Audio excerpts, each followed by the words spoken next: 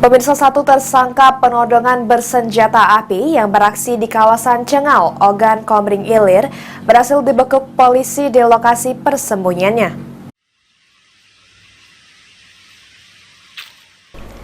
Tim Buser Macan Komering dan unit reskrim Polsek Kecamatan Cengal, Kabupaten Ogan Oki berhasil menangkap seorang pelaku penodongan bersenjata api. Pelaku berinisial S, 45 tahun, warga Sungai Menang Oki ini diamankan bersama barang bukti 1 unit sepeda motor. Hasil kejahatannya sementara 1 rekannya berhasil kabur saat dilakukan penangkapan. Kapolsek Cengal Ibtu Chandra Kirana menjelaskan,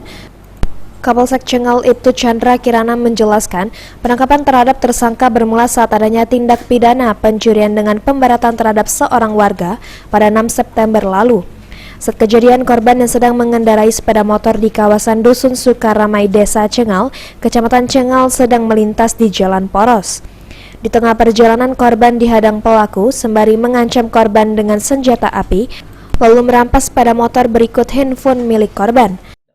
Atas rangkaian penyelidikan, didapat informasi bahwa pelaku berada di rumahnya, kemudian kita melakukan kegiatan penangkapan terhadap pelaku. Untuk saat ini pelaku yang kita amankan 1 orang atas inisial S. Untuk pelaku yang lainnya kemarin sudah kita lakukan penangkapan, namun berhasil melarikan diri, sekarang masih dalam penyelidikan.